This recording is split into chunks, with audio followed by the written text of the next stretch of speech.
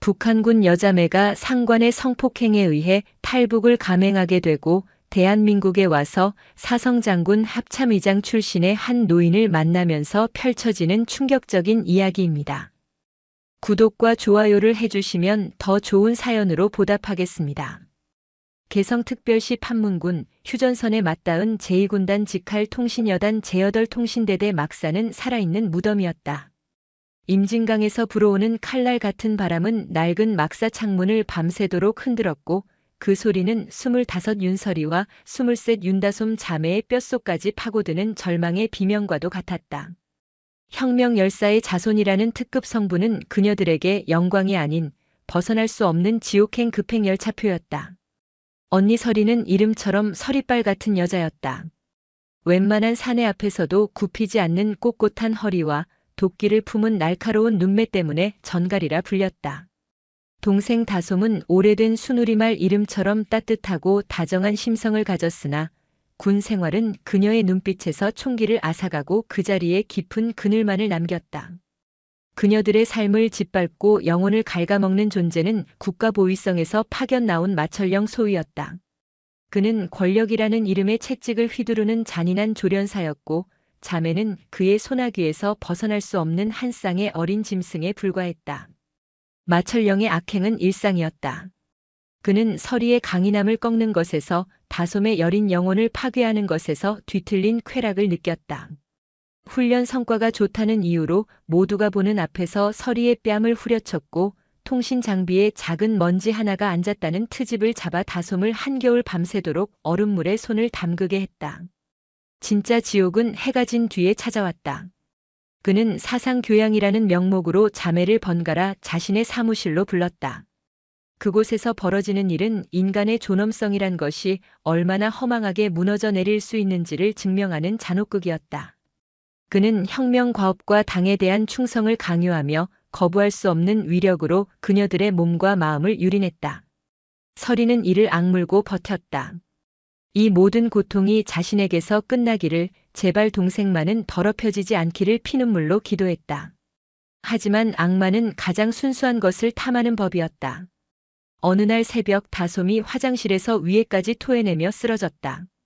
며칠째 아무것도 먹지 못하고 헛구역질만 해대는 동생을 보며 서리의 심장은 갈갈이 찢겨나갔다. 군의관은 영양실조라며 소금물이나 마시라는 말을 던질 뿐이었다.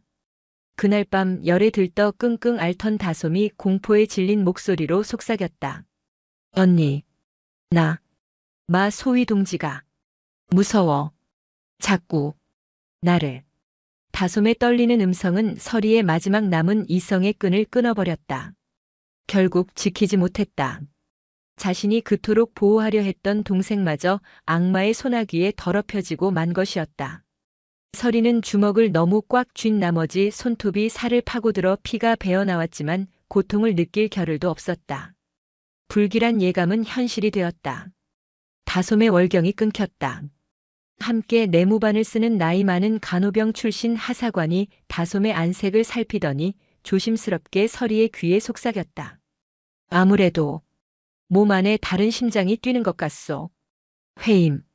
그 단어는 세상의 모든 절망을 응축한 총알이 되어 자매의 심장을 꿰뚫었다.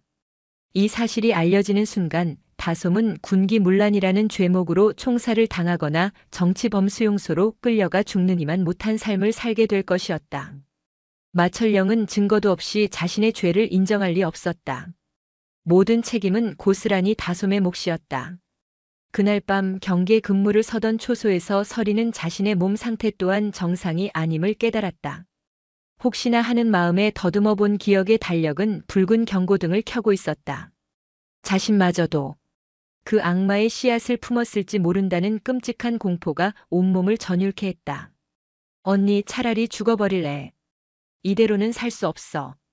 다솜이 흐느끼며 초소 바닥에 주저앉았다. 그 순간 서리의 눈에 섬광이 번뜩였다. 그녀의 시선은 초소의 총안구를 넘어 칠흑 같은 어둠 너머의 남쪽을 향하고 있었다.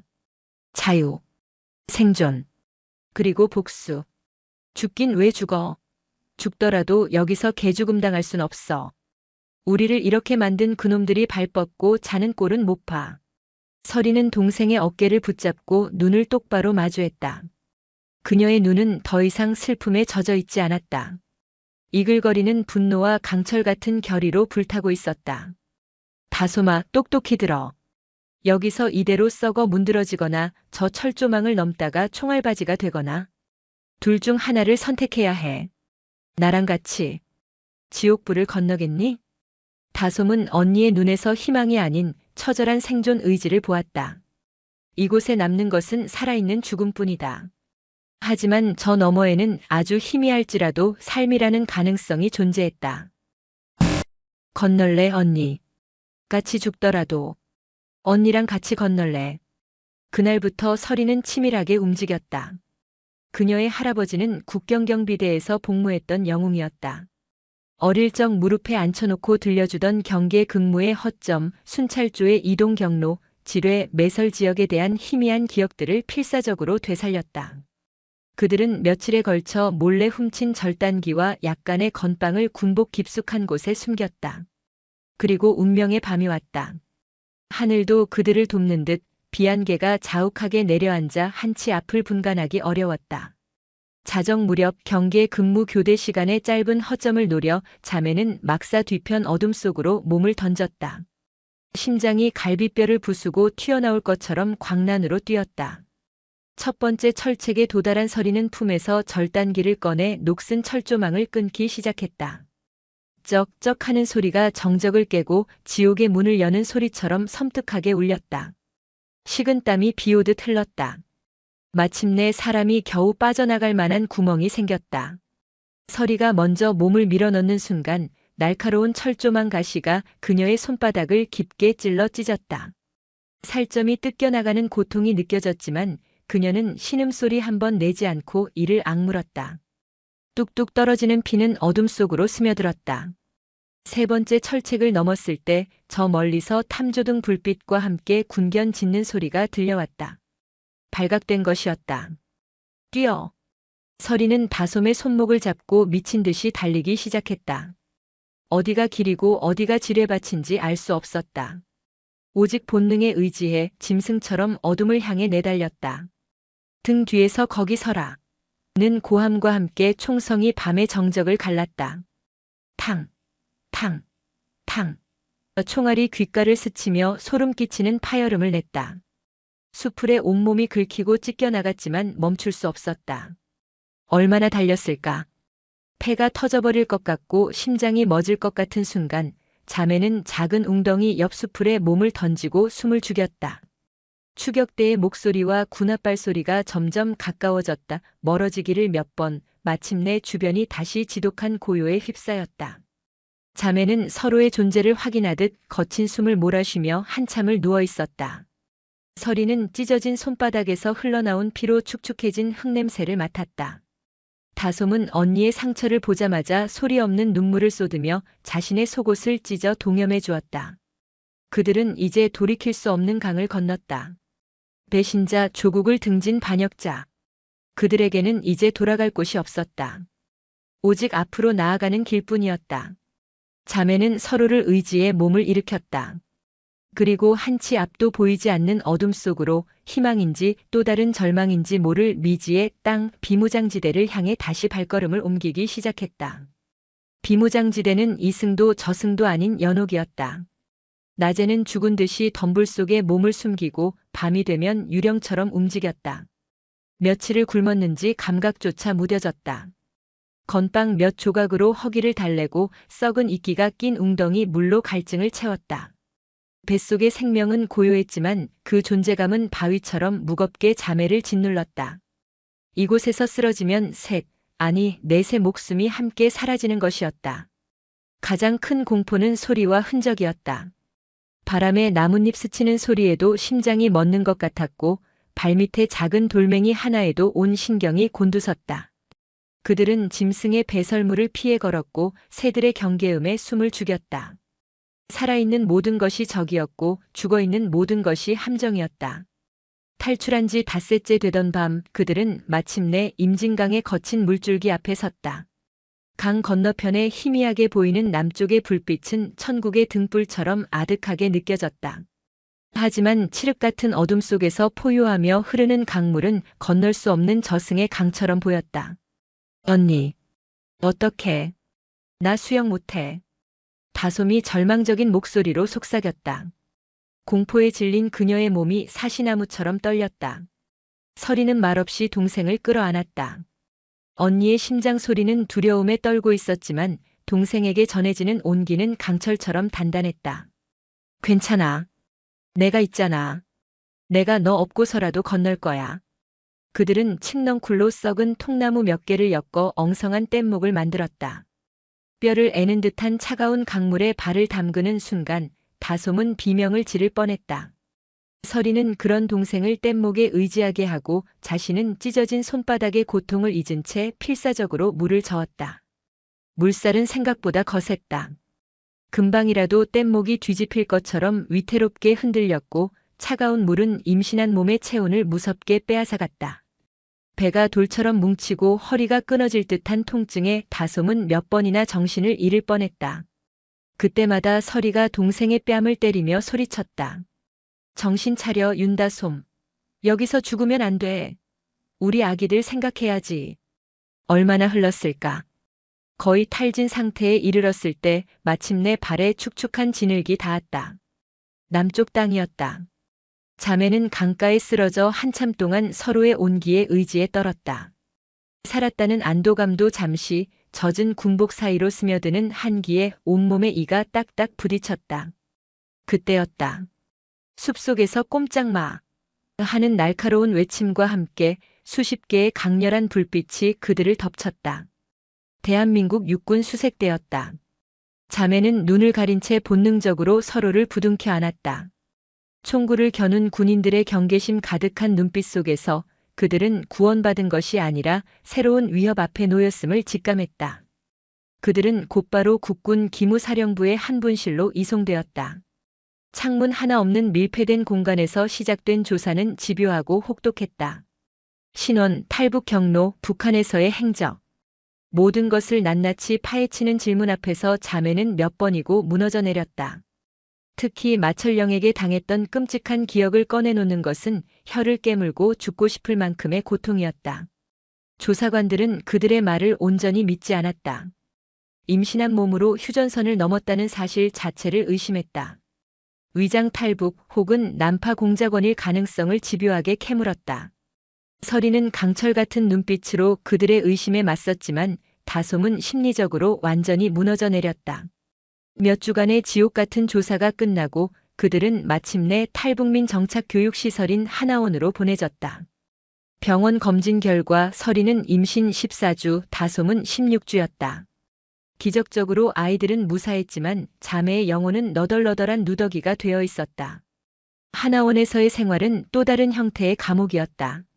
남한 사회에 적응하기 위한 교육은 낯설고 어려웠지만 더 힘든 것은 사람들의 시선이었다. 북한 군인 출신, 그것도 뱃속에 원수의 아이를 가졌다는 사실은 보이지 않는 주홍글씨가 되어 그들을 올가냈다. 동정과 경멸, 호기심과 불신이 뒤섞인 시선 속에서 자매는 점점 더 깊은 고립감에 빠져들었다. 시간은 흘러 퇴소가 코앞으로 다가왔다. 정부에서 지원하는 임대주택에 들어간다 해도 당장 출산을 앞둔 두 여인이 아무런 연고도 없는 곳에서 아이를 낳고 기르는 것은 불가능에 가까웠다. 막막함이 숨통을 조여왔다. 지옥을 탈출해 희망을 찾아왔지만 그들 앞에는 또 다른 형태의 거대한 절벽이 가로막고 있었다. 그러던 어느 날 자매의 상담을 맡았던 한 상담사가 조심스럽게 제안을 해왔다. 혹시 경기도 연천 쪽으로 가보는 건 어때요? 그곳에 아주 무서운 할아버지 한 분이 사시는데 어쩌면 도움이 될지도 몰라서요. 상담사가 말한 아주 무서운 할아버지는 대한민국군에 살아있는 전설 황진혁 예비역 대장이었다. 별넷 합참의장까지 지낸 그는 현역 시절 불곰이라는 별명으로 불릴 만큼 북에 대한 적개심과 강직한 성품으로 유명했다. 특히 연평해전 당시 자신의 아들처럼 아끼던 부관을 북한의 포격으로 잃은 후 그의 대북과는 증오에 가까울 정도로 강경해졌다고 했다. 그런 그가 은퇴 후 모든 것을 내려놓고 대한민국 최북단 경기도 연천의 민간인 통제선 근처 작은 마을 삼골리에서 세상과 담을 쌓고 살고 있다는 것이었다. 합참의장님이 저희 같은 사람을요? 서리의 목소리에 불안감이 가득했다. 장군이라는 단어는 북에서 겪었던 끔찍한 기억과 포개지며 본능적인 거부감을 불러일으켰다. 권위, 폭력 그리고 짓밟힌 존엄. 황진혁이라는 노장 역시 그런 부류의 사람일 거라는 선입견이 머릿속을 떠나지 않았다. 성공 확률은 장담 못해요. 워낙 성격이 불같으셔서. 하지만 그분만큼 책임감 강하고 한번 마음을 주면 끝까지 지켜주는 분도 없다고 들었어요. 믿져야 본전이잖아요. 다른 선택지가 없었다.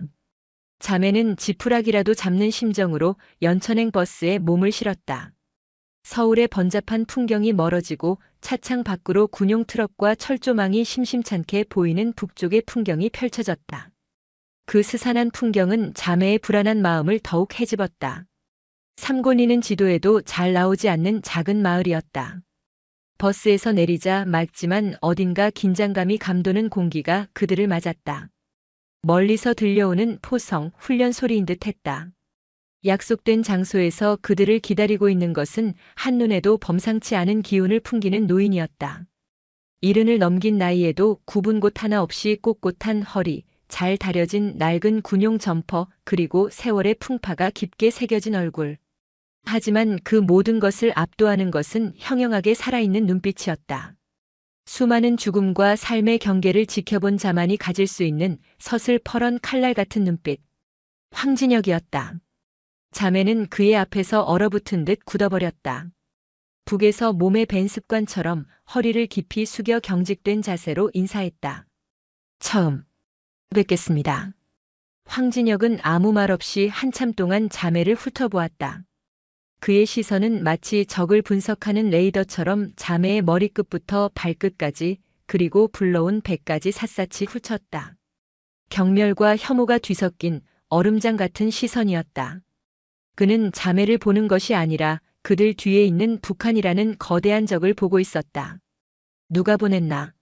마침내 열린 그의 입에서 나온 것은 낮고 위압적인 목소리였다. 하나원 상담사 선생님의 소개를 받았습니다. 돌아가라. 그의 대답은 단호했다. 한치의 망설임도 없었다. 내 집에 빨갱이 새끼들을 들릴 순 없다. 더군다나 그 배는 또 뭔가. 누구 씨를 벤 것인지는 모르겠다만 내 땅에서 그 더러운 씨가 뿌리내리는 꼴은 못 본다. 그의 말은 비수처럼 자매의 가슴에 박혔다. 다솜의 얼굴이 하얗게 질리며 눈물이 그렁그렁 맺혔다. 하지만 서리는 고개를 숙이지 않았다. 그녀는 오히려 허리를 꼿꼿이 펴고 황진혁의 눈을 똑바로 마주 보았다. 저희는 빨갱이가 아닙니다. 저희는 그저 살고 싶어서 지옥에서 도망쳐온 사람들일 뿐입니다. 지옥? 너희가 만든 지옥이겠지. 황진혁이 버럭 소리를 질렀다. 그 기세에 다솜이 움찔하며 언니의 옷자락을 붙잡았다. 너희 같은 것들 때문에 내 새끼 같은 부하들이 얼마나 죽어나갔는지 알아. 그런데 이제 와서 살려달라고. 염치도 없는 것들. 그 순간 서리의 눈빛이 미세하게 흔들렸다. 그의 분노 속에서 그녀는 단순한 증오가 아닌 깊은 슬픔을 보았다. 그녀는 무릎을 꿇었다. 갑작스러운 행동에 황진혁도 다솜도 놀랐다. 저희를 받아달라고 애원하지 않겠습니다. 하지만 제 동생과 뱃속의 아이들이 비라도 피할 수 있도록 헛간이라도 좋으니 하룻밤만 묵게 해주십시오. 날이 밝는 대로 떠나겠습니다. 서리의 시선은 자신의 찢어진 손바닥 흉터에 잠시 머물렀다. 필사적으로 지키고 싶었던 동생과 그 동생의 뱃속에서 자라는 생명. 그들을 위해서라면 마지막 남은 자존심까지도 버릴 수 있었다. 황진혁은 무릎 꿇은 서리를 내려다보았다.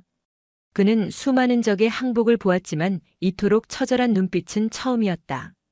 그의 시선이 서리의 찢어진 손바닥 흉터와 공포에 질려 떨고 있는 다솜, 그리고 두 여인의 불러온 배를 차례로 훑었다. 그의 뇌리 속에서 포탄이 장렬하던 연평도의 검은 연기와 함께 피투성이가 된 채 자신을 보며 의장님 죄송합니다라고 속삭이던 젊은 부관의 얼굴이 스쳐 지나갔다. 일어나라. 그는 거칠게 고개를 돌리며 말했다. 집 뒤편에 낡은 창고가 있다. 짐승이나 들지 않으면 다행일 게다. 거기서 자든지 얼어 죽든지 마음대로 해라. 그는 그 말만 남기고 휙 돌아서서 자신의 집으로 들어가 버렸다. 문이 닫히는 소리가 천둥처럼 크게 울렸다. 환대는 아니었다. 동정도 아니었다. 그것은 차마 눈앞에서 사람이 얼어 죽는 꼴은 볼 수 없다는 한때 수십만 장병의 목숨을 책임졌던 노장의 마지막 남은 책임감 같은 것이었다. 자매는 그가 가리킨 낡은 창고로 향했다. 문을 열자 퀴퀴한 곰팡이 냄새와 함께 냉기가 훅 끼쳐왔다. 먼지 쌓인 농기구들 옆 집단 몇 개가 전부였다. 하지만 자매에게는 사치스러운 궁전과도 같았다. 적어도 칼바람은 막아줄 수 있었다. 그날 밤 자매는 집단 위에서 서로를 부둥켜 안고 떨었다. 허기와 추위보다 앞으로의 막막함이 더 큰 공포로 다가왔다. 그때 굳게 닫혔던 창고 문이 삐걱거리며 열렸다. 황진혁이었다. 그는 아무 말 없이 김이 모락모락 나는 냄비 하나와 낡은 담요 2장을 바닥에 툭 내려놓았다. 냄비 안에는 하얀 쌀죽이 담겨 있었다. 먹고 내일 당장 떠나라. 그는 여전히 차가웠지만 그의 행동은 그의 말과 달랐다. 서리는 말없이 고개를 숙였다. 한 가지만 묻겠다. 돌아서려던 그가 멈춰서서 물었다. 뱃속의 아이. 애비는 누구냐? 그의 질문은 신문관의 그것처럼 날카롭고 차가웠다. 다솜의 어깨가 가늘게 떨렸다. 서리는 잠시 망설이다 입술을 깨물며 대답했다. 저희를 짐승만도 못하게 괴롭히던 보이부 장교의 아이입니다. 둘 다 말이냐? 네. 서리의 대답에 황진혁의 미간이 꿈틀했다. 그의 얼굴에 스쳐 지나간 것은 경멸이 아니었다. 그것은 차마 말로 표현할 수 없는 깊은 고통과 분노, 그리고 아주 희미한 연민의 그림자였다. 그는 더 이상 아무 말 없이 돌아서서 어둠 속으로 사라졌다. 그의 육중한 뒷모습을 바라보며 서리는 깨달았다. 저 불곰의 동굴에 아주 작은 균열이 생기기 시작했다는 것을. 그 균열을 파고들지 못하면 그들에게 내일은 없었다. 황진혁의 창고에서 맞는 아침은 춥고 서러웠다. 밤새 웅크린 몸은 굳어 있었고 뱃속의 아이들은 마치 이 고통을 아는 듯 무겁게 가라앉아 있었다. 자매는 황진혁이 던져주고 간 식은 죽을 말없이 나누어 먹었다. 죽은 아무 맛도 나지 않았지만 목구멍으로 넘어가는 따뜻한 기운이 얼어붙었던 생명의 감각을 겨우 되살렸다. 날이 밝자마자 떠나라는 그의 명령이 귓가에 맴돌았지만 막상 문을 열고 나서자 갈 곳이 없었다. 차가운 새벽 공기와 멀리서 들려오는 훈련장의 포성만이 그들을 맞았다. 그때 굳게 닫혔던 본체의 문이 열리고 황진혁이 나왔다. 그는 자매를 보곤 못 볼 것을 봤다는 듯 미간을 찌푸렸지만 어젯밤처럼 당장 꺼지라고 소리치지는 않았다. 마당이나 쓸어라. 눈에 거슬리게 서 있지 말고. 그는 그 말만 툭 던지고는 뒷산으로 성큼성큼 올라가 버렸다. 서리는 그의 말뜻을 즉시 알아차렸다. 그것은 떠나라는 명령의 유예이자 내 눈앞에서 쓸모를 증명하라는 무언의 시험이었다. 서리는 곧장 창고 구석에 있던 낡은 빗자루를 들었다. 언니, 우리가 왜? 다솜이 불안한 목소리로 말했지만 서리는 단호하게 그녀의 말을 잘랐다. 살고 싶으면 해야 해. 우리는 지금부터 여기에 없는 사람이야. 그림자처럼 소리 없이 시키는 것만 하는 거야. 알겠어? 그날부터 기묘한 동거가 시작되었다. 자매는 유령처럼 살았다. 황진혁이 잠에서 깨기 전 일어나 마당을 쓸고 그가 밭에 나가면 조용히 뒤따라가 김을 맸다. 식사는 그가 먹고 남긴 찬밥에 끓인 물을 말아먹는 것이 전부였지만 누구도 불평하지 않았다. 황진혁은 자매를 없는 사람 취급했다. 그는 말을 걸지도 눈을 마주치지도 않았다. 하지만 그의 날카로운 시선은 늘 자매의 등 뒤에 꽂혀 있었다. 그는 서리가 북한군 출신답지 않게 악착같이 밭일을 해내는 모습과 다솜이 힘든 와중에도 돌틈에 핀 작은 들꽃을 보며 잠시 미소 짓는 모습을 자신도 모르게 지켜보고 있었다. 그의 머릿속은 혼란스러웠다. 저들은 분명 자신의 아들을 죽인 원수 빨갱이의 일부인데 눈앞에 있는 것은 그저 살아남기 위해 발버둥 치는 가열인 생명체일 뿐이었다. 균열은 아주 사소한 곳에서부터 시작되었다. 며칠째 계속되는 고된 노동과 영양 부족으로 다솜의 얼굴이 헬쑥해지고 헛구역질이 심해졌다. 그 모습을 곁눈질로 지켜보던 황진혁은 다음 날 아침 평소와 달리 밥을 한솥 가득 지었다. 그리고는 밥이 남는군. 한마디를 툭 던지고는 밥솥째 마루에 내놓고 나가버렸다. 처음으로 먹는 따뜻한 흰쌀밥이었다. 자매는 말없이 밥을 퍼서 먹었다. 눈물이 밥 위로 뚝뚝 떨어졌지만 서로 아무 말도 하지 않았다. 또 어느 날 밤 다솜이 악몽을 꾸며 비명을 질렀다. 꿈속에서 마철령의 그림자가 그녀를 덮치고 있었다. 놀라 달려온 서리가 동생을 끌어안고 다독이고 있을 때 창고 문틈으로 무언가 쑥 들어왔다. 작은 등잔불과 따뜻한 물이 담긴 주전자였다. 밖에서는 황진혁의 헛기침 소리가 들려왔다. 그는 차가운 온기를 그런 식으로밖에 표현할 줄 모르는 남자였다. 하지만 그들의 위태로운 평화는 오래가지 못했다. 삼곤리는 대한민국에서 가장 보수적이고 외부인에게 배타적인 동네 중 하나였다. 더군다나 대부분의 주민이 군인 가족이거나 실향민의 후손이었다. 그런 마을에 정체불명의 임신한 젊은 여자 둘이, 그것도 깐깐하기로 소문난 황진혁 대장의 집에 머물고 있다는 소문은 삽시간에 퍼져나갔다. 소문은 꼬리에 꼬리를 물고 흉측하게 부풀어 올랐다. 황 장군이 노망나서 젊은 첩을 둘이나 들였다더라는 저질스러운 소문부터 북에서 내려온 간첩인데 장군을 속이고 정보를 빼내려 한다는 살벌한 의심까지. 마을 사람들의 시선은 날카로운 칼이 되어 자매의 등 뒤에 꽂혔다. 갈등이 폭발한 것은 닷새에 한 번 열리는 연천 읍내 장날이었다. 황진혁은 자매에게 콩나물과 두부를 사오라는 심부름을 시켰다.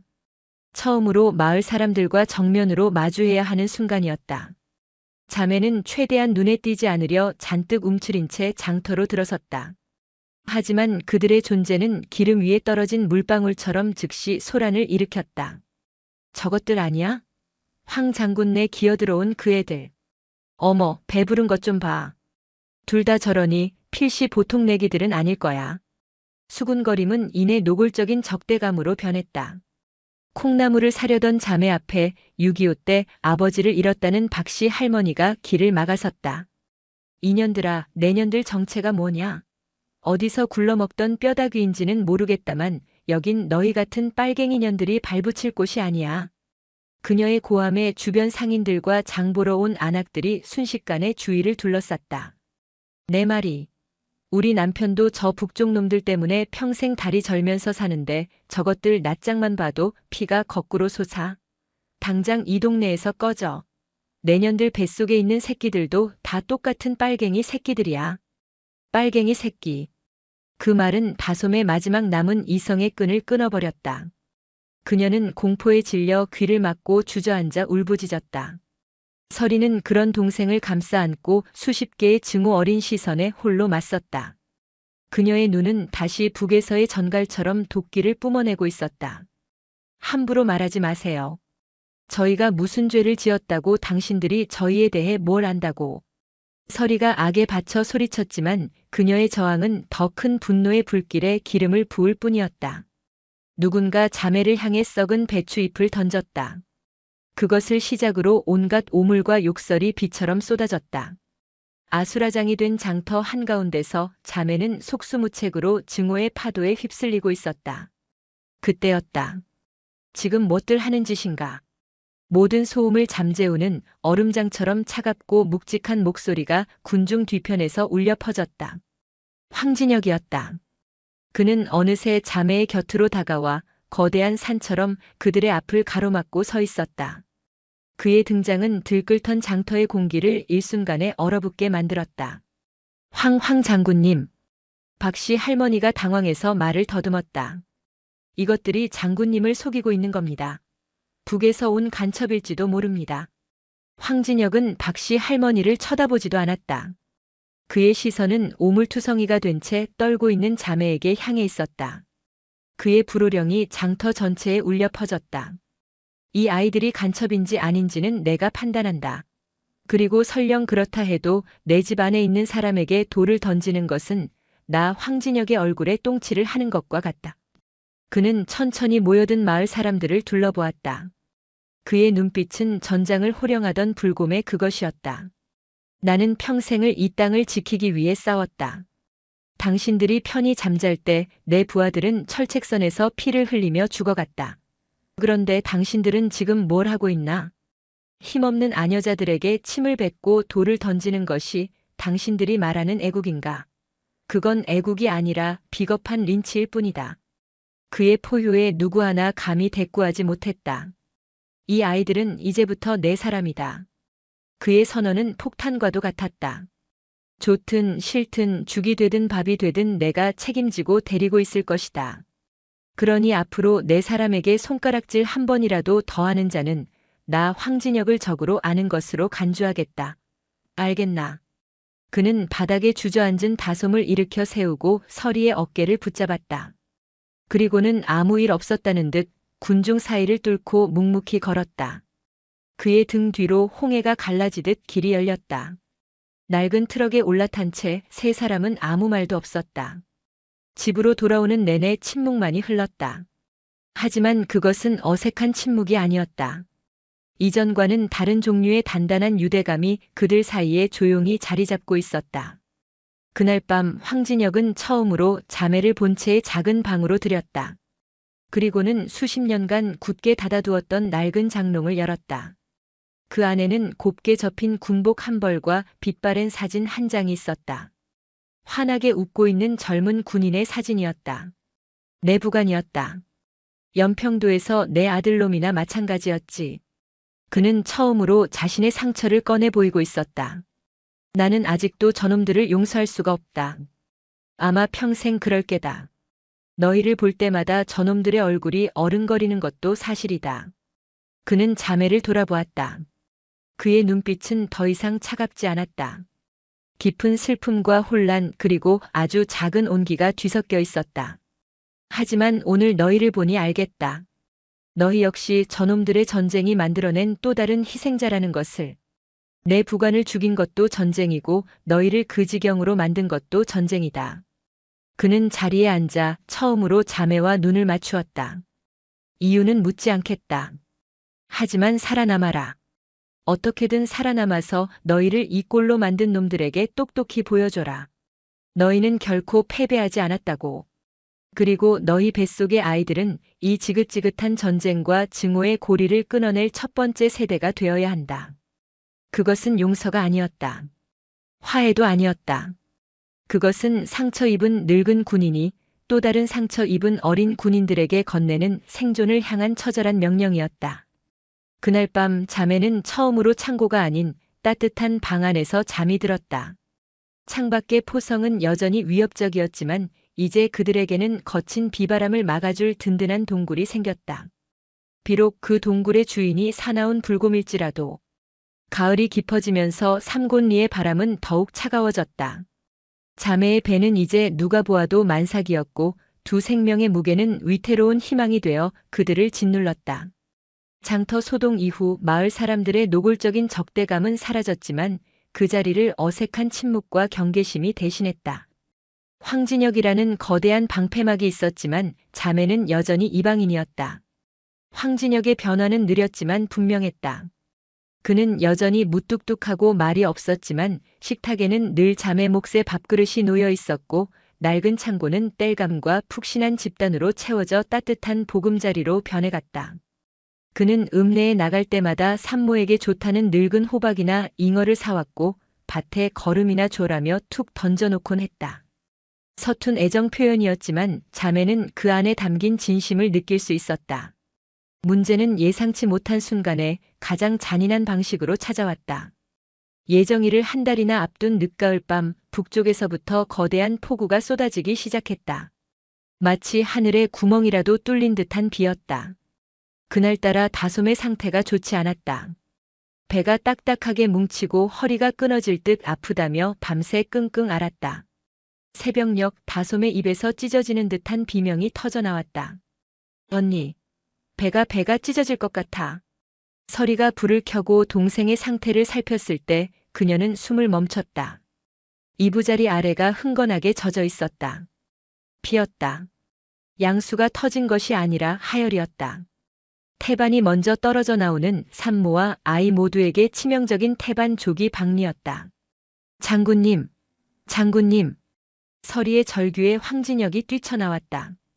그는 상황을 보자마자 얼굴이 잿빛으로 변했다. 병원. 당장 병원으로 가야 한다. 황진혁이 119에 전화를 걸었지만 돌아온 대답은 절망 그 자체였다. 밤새 내린 기록적인 폭우로 임진강이 범람 직전이며 삼골리로 통하는 유일한 다리인 삼곡교가 침수되어 완전히 통제되었다는 것이었다. 군용 차량조차 건널 수 없는 상황이라고 했다. 엎친 데 덮친 격으로 민통선 지역 전체에 비상경계 태세가 내려졌다.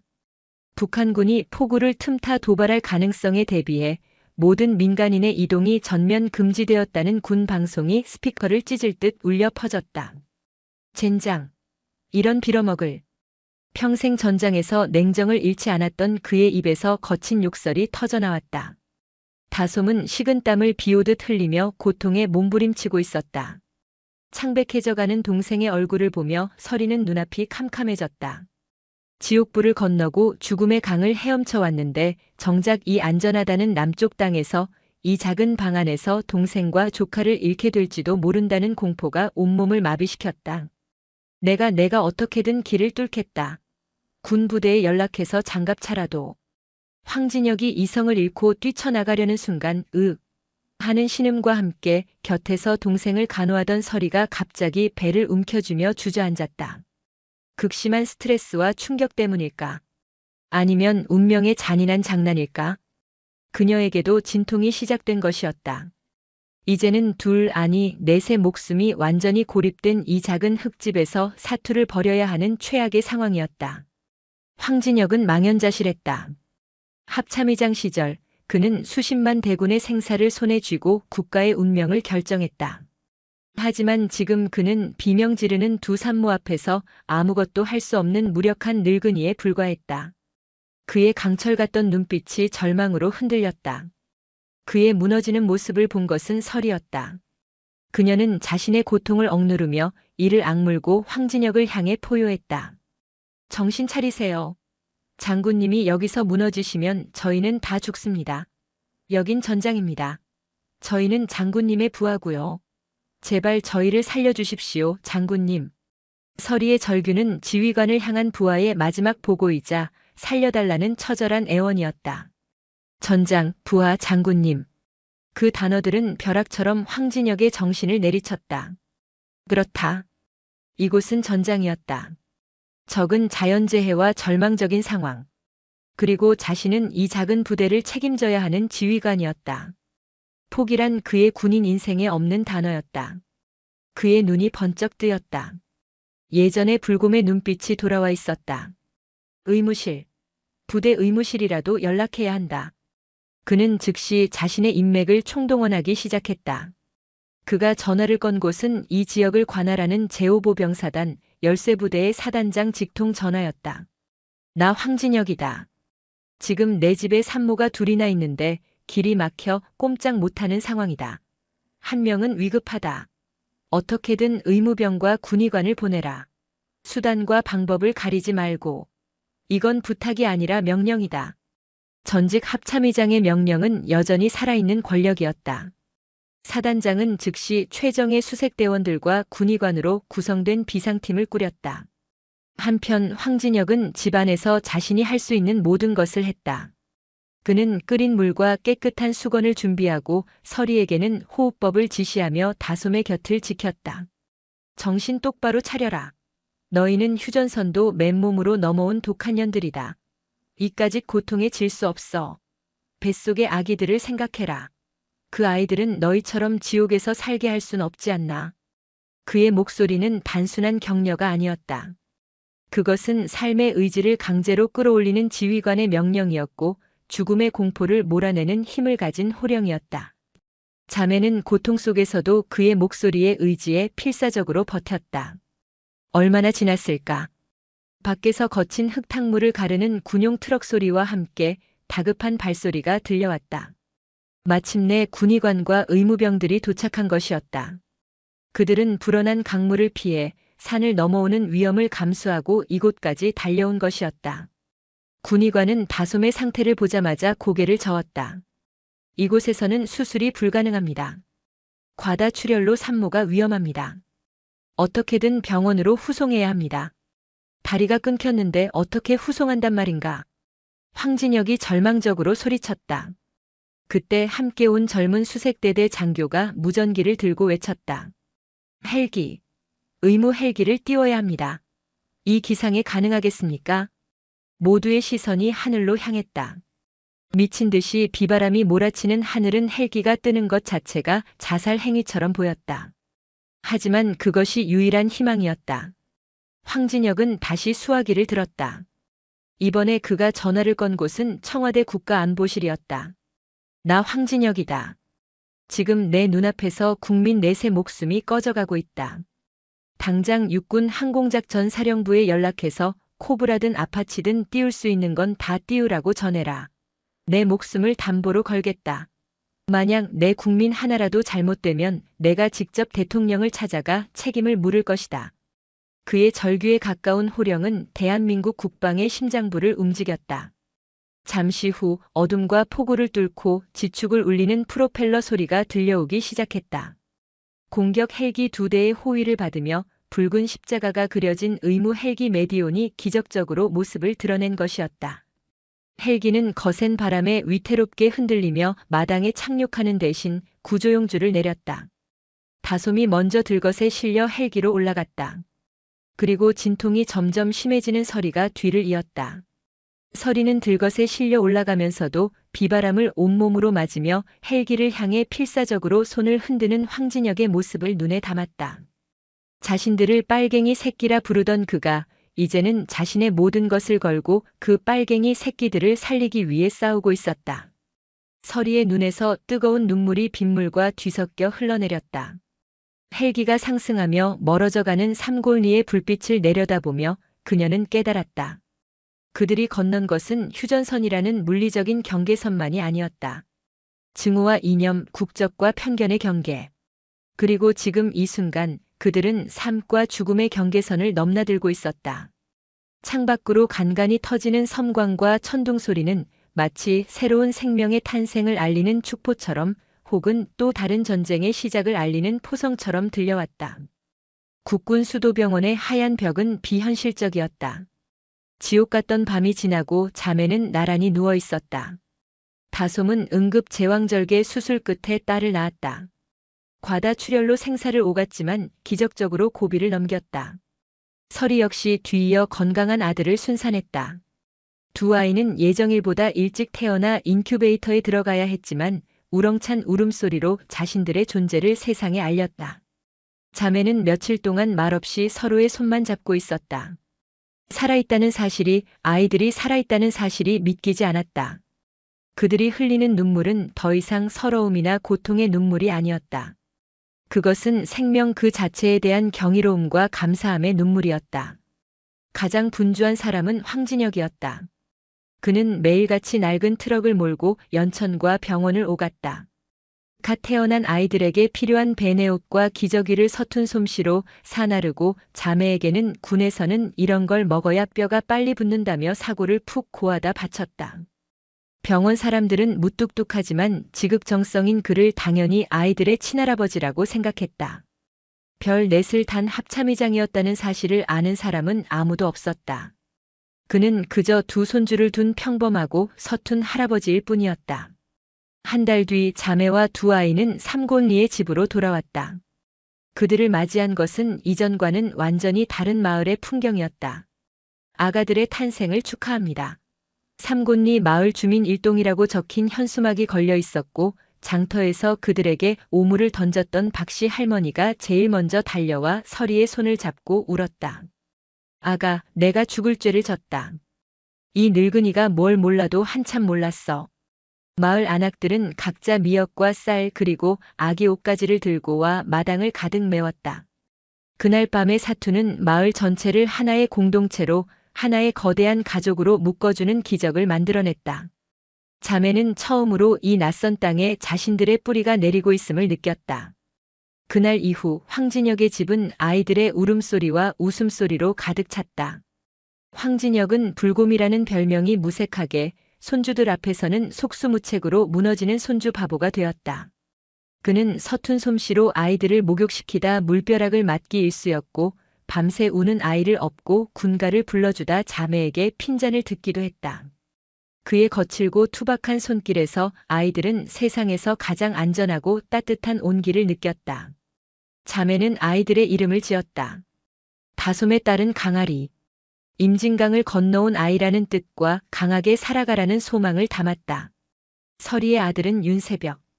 가장 어두운 절망의 밤을 지나 마침내 맞이한 새로운 새벽이라는 의미였다. 하지만 현실의 문제는 여전히 그들의 발목을 잡고 있었다. 아이들의 출생 신고를 해야 했지만 친부의 이름은 공란으로 둘 수밖에 없었다. 자매 역시 아직 대한민국 국민으로서의 법적인 지위가 불안정했다. 그러던 어느 날 하나원을 통해 연결된 통일부의 담당자가 삼곤이로 찾아왔다. 한지원이라는 이름의 냉철해 보이는 여성 사무관이었다. 한 사무관은 서류 뭉치를 들고 와 기계적인 질문들을 던졌다. 자매의 정착 상황, 심리 상태, 그리고 아이들의 양육 계획. 그녀의 시선은 낡고 오래된 시골집을 훑으며 미세한 미간의 찌푸림을 숨기지 못했다. 두 분 모두 미혼 상태이시고 아이들의 친부에 대해서는 기록에 나와 있는 대로고요. 현재 특별한 직업이나 소득이 없으신데 이곳에서 아이들을 양육하는 것이 최선이라고 생각하십니까? 그녀의 질문은 합리적이었지만 지독히도 차가웠다. 정부에서는 아이들이 가장 안정적인 환경에서 자랄 수 있도록 지원할 의무가 있습니다. 경우에 따라서는 전문적인 아동보호시설에 위탁하는 방안도 고려해 볼 수 있습니다. 위탁시설. 그 말은 서리의 심장에 비수처럼 꽂혔다. 목숨 걸고 낳은 아이들을 지옥에서 구해낸 희망의 씨앗을 빼앗길 수도 있다는 공포가 엄습했다. 그때 묵묵히 듣고만 있던 황진혁이 나섰다. 한 사무관. 그의 나지막한 부름에 젊은 사무관은 자신도 모르게 자세를 바로 했다. 아이들에게 가장 안정적인 환경이란 게 어떤 겁니까? 번쩍이는 아파트에 비싼 분유가 있으면 안정적인 환경입니까? 아, 그런 뜻이 아니라 장군님. 이 아이들에게는 지금 목숨 걸고 자신을 낳아준 엄마가 있습니다. 그리고 할아버지가 있습니다. 황진혁은 한 사무관의 눈을 똑바로 바라보며 말했다. 그의 눈빛에는 더 이상 산골 노인의 평온함이 아닌 흔들림 없는 사성장군의 위엄이 담겨 있었다. 내가 이 아이들의 법적인 보호자가 될 겁니다. 이 두 사람을 내 양녀로 입양하고 아이들을 내 친손주로 호적에 올릴 겁니다. 내가 가진 명예와 연금 그리고 이 목숨을 걸고 이 아이들을 세상에서 가장 훌륭하고 행복하게 키워낼 겁니다. 국가가 걱정하는 그 안정적인 환경을 나 황진혁이 책임지겠다는 말입니다. 그의 선언은 핵폭탄과도 같았다. 서리와 다솜은 믿을 수 없다는 표정으로 그를 바라보았다. 함께 살아주는 것을 넘어 법적인 가족이 되겠다는 의미였다. 그것은 세상에서 가장 무거운 책임을 지겠다는 약속이었다. 한 사무관은 당황했다. 예비역 대장, 전 합참의장이라는 이름의 무게는 그녀가 함부로 다룰 수 있는 것이 아니었다. 그녀는 황진혁의 의지가 단순한 동정심이 아닌 강철 같은 결심이라는 것을 그의 눈빛에서 읽을 수 있었다. 장군님께서 그렇게까지 하실 이유는? 이유가 왜 없나? 황진혁은 창가에 서서 어느새 훌쩍 자란 하리와 새벽이를 내려다보았다. 아이들은 아무것도 모른 채 방긋방긋 웃고 있었다. 저 아이들은 이 땅의 어른들이 우리 같은 늙은이들이 만들어낸 비극의 증거이자 동시에 그 모든 것을 이겨낸 희망의 증거다. 저 아이들을 지키고 키워내는 것이 평생 전쟁만 알고 살아온 나 같은 늙은이가 이 나라의 마지막으로 할 수 있는 진짜 애국이다. 이보다 더 확실한 이유가 어디 있나. 더 이상 어떤 말도 필요 없었다. 한 사무관은 서류를 챙겨 들고 깊이 고개를 숙인 뒤 돌아갔다. 그녀가 떠난 뒤 방 안에는 무거운 침묵이 흘렀다. 서리가 떨리는 목소리로 입을 열었다. 어떻게 저희 같은 것들 때문에 그런 무거운 짐을. 황진혁은 처음으로 자매에게 다가와 그들의 어깨를 투박한 손으로 감싸 안았다. 짐이 아니다. 그의 주름진 얼굴에 희미한 미소가 걸려 있었다. 가족이지. 이제부터 나를 장군님이나 어르신이라고 부르지 마라. 아이들이 나를 할아버지라고 부를 텐데 너희가 그러면 쓰나. 나에게도 아버지라고 부를 기회를 다오. 그 말에 서리의 강철 같던 방어막이 완전히 무너져 내렸다. 그녀는 황진혁의 품에 얼굴을 묻고 아이처럼 흐느꼈다. 평생 가져보지 못했던 이름 아버지. 지옥 속에서도 절망 속에서도 간절히 원했던 그 따뜻한 울타리를 그녀는 마침내 이북 쪽의 차가운 땅에서 얻게 된 것이었다. 다솜 역시 조용히 눈물을 흘리며 그들의 곁으로 다가왔다. 피 한 방울 섞이지 않았지만 세상 그 누구보다 강한 끈으로 묶인 새로운 가족이 탄생하는 순간이었다. 밖에서는 여전히 스산한 북풍이 불었지만 삼고리의 작은 흙집 안은 세상에서 가장 따뜻한 온기로 가득 차 있었다. 세상에서 가장 무거운 이름, 가족이라는 이름 아래. 시간은 강물처럼 흘러 삼골리의 겨울을 지우고 연두빛 봄을 실어 날랐다.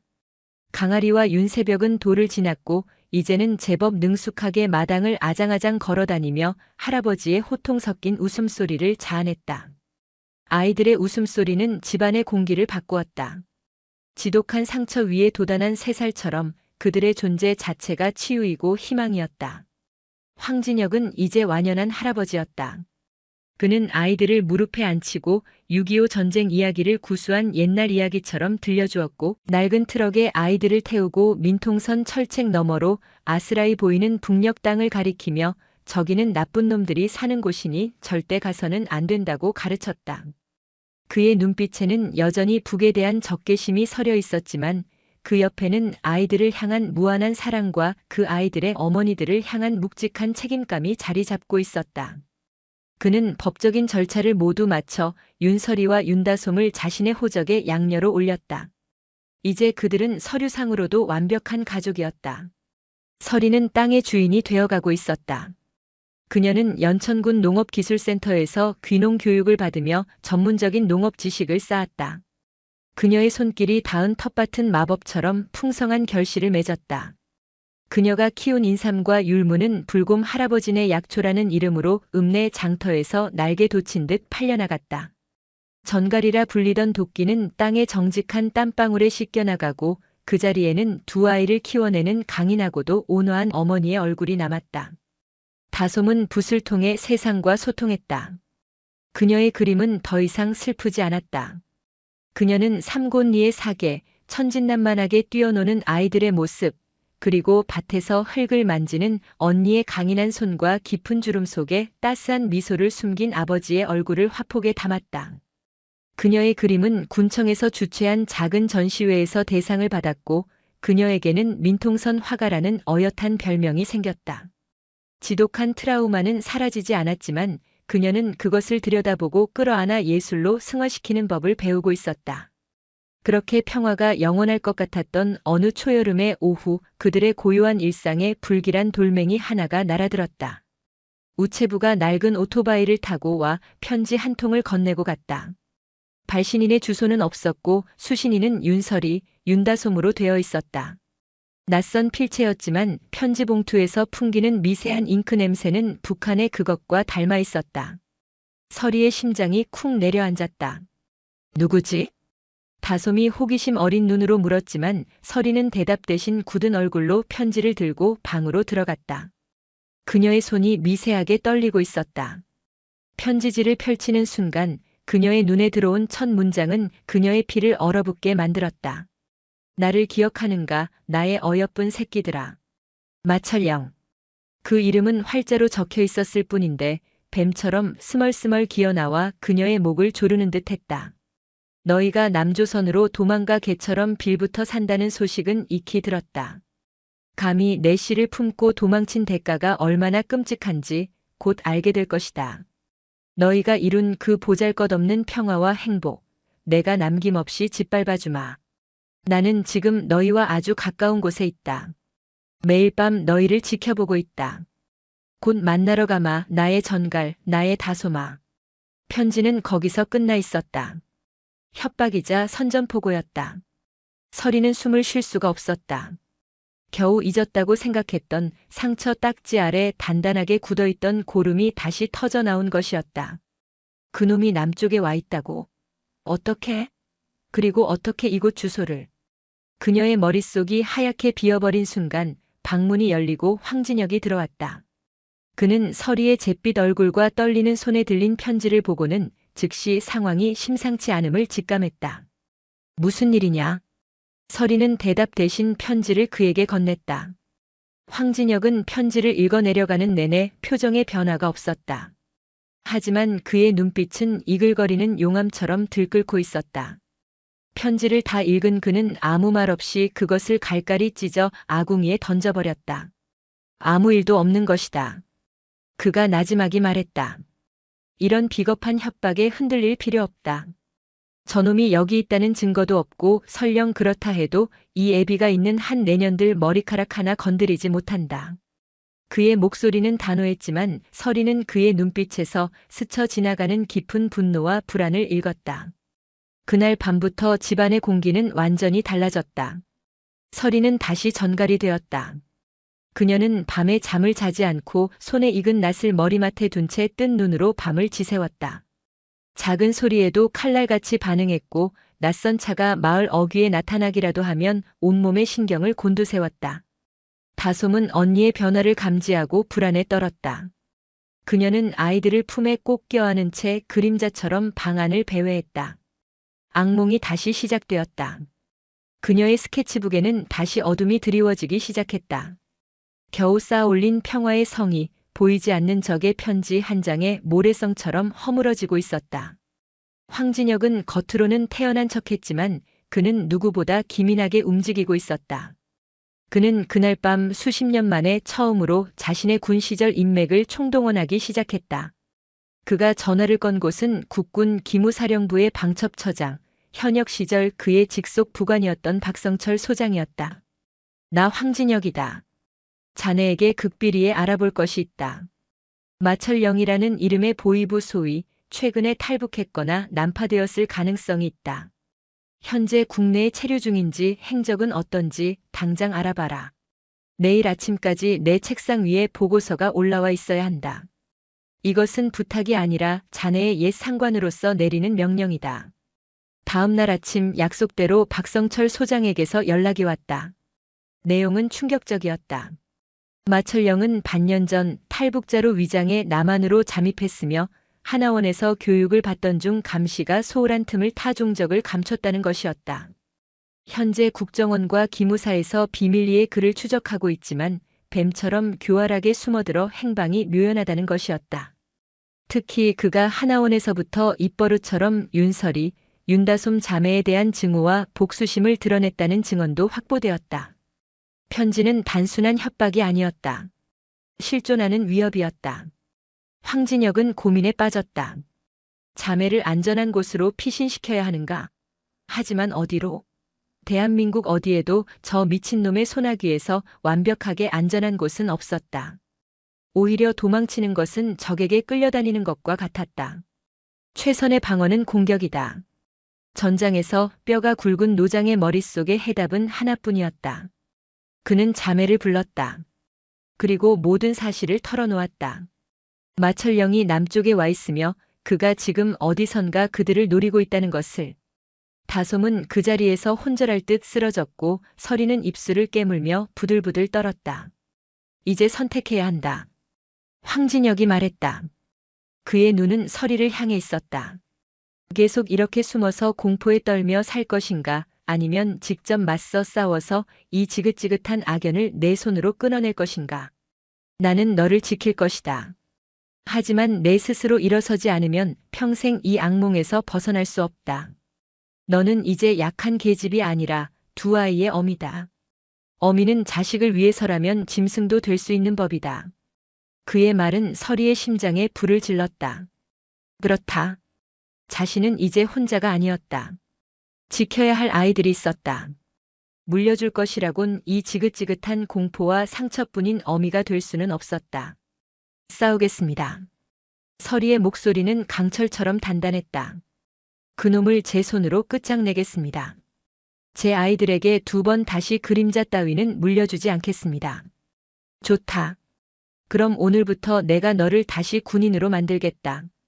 아니, 군인보다 더 지독한 사냥꾼으로 만들 것이다.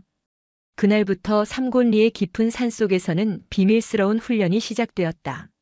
황진혁은 서리에게 자신이 평생 동안 갈고 닦은 모든 생존 기술과 전투 기술을 전수했다.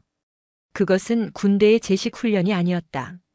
적의 목을 끊고 자신의 생존을 보장하는 실전 중의 실전 기술이었다. 지형을 이용하는 법, 소리와 바람을 읽는 법, 적의 심리를 역이용하여 함정을 파는 법. 서리는 스펀지처럼 모든 것을 빨아들였다. 북에서 겪었던 끔찍한 기억들은 역설적으로 그녀를 더욱 강하게 만들었다. 그녀의 몸은 고통을 기억했고 그 고통은 분노가 되어 그녀의 기술 하나하나에 살기를 더했다. 그녀는 더 이상 겁에 질린 피해자가 아니었다. 가족을 지키기 위해 자신의 존엄성을 되찾기 위해 기꺼이 야수가 되기로 결심한 여전사였다. 다솜은 다른 방식으로 싸웠다. 그녀는 두려움에 떨며 방 안에만 있지 않았다. 언니가 훈련을 하는 동안 그녀는 아이들을 돌보며 이 집을 요새로 만들었다. 그녀는 집 주변의 모든 지형 지물을 스케치북에 상세히 그려 넣었다. 어디에 숨을 수 있고 어디가 위험하며 어디로 도망칠 수 있는지 그녀의 그림은 한 장의 완벽한 작전 지도가 되어갔다. 그녀의 섬세한 관찰력과 표현력은 100명의 군인보다 더 정확하게 주변의 상황을 파악하게 해주었다. 그림을 그리는 행위는 그녀가 공포를 극복하고 자신만의 방식으로 싸우는 투쟁이었다. 시간이 흐르고 박성철 소장에게서 연락이 왔다. 마철영이 경기도 북부 일대에서 활동하는 탈북민 브로커와 접촉했으며 연천 지역의 지리를 묻고 다녔다는 첩보가 입수되었다는 것이었다. 올가미가 점점 좁혀지고 있었다. 그날 밤 황진혁은 창고 깊숙한 곳에 수십 년간 봉인해 두었던 낡은 철제 상자를 꺼내 들었다. 그 안에는 그가 현역 시절 사용했던 대검과 비상용 조난 신호기, 그리고 그의 손때가 묻은 낡은 권총 한 자루가 기름종이에 쌓여 잠들어 있었다. 그는 총을 분해하고 조립하며 차갑게 식어있던 전사의 감각을 다시 일깨웠다. 과거에서 온 편지는 마침내 잠자던 불곰을 완벽하게 깨워버렸다. 이제는 사냥의 시간이었다. 삼곤리의 공기가 달라졌다. 평화로운 농촌의 아침 풍경 뒤편으로 보이지 않는 팽팽한 대결의 기운이 감돌았다. 황진혁은 더 이상 인자한 할아버지가 아니었다. 그의 모든 움직임은 한치의 오차도 없는 전략가의 그것이었다. 그는 새벽 안개가 채 걷히기 전 일어나 집 주변 산의 능선을 따라 걸으며 지형을 살폈다.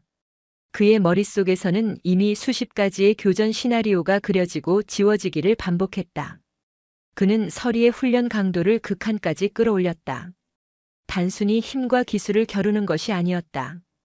그는 서리를 칠흑 같은 밤에 홀로 산속에 남겨두고 나침반 하나 없이 집으로 돌아오게 했다.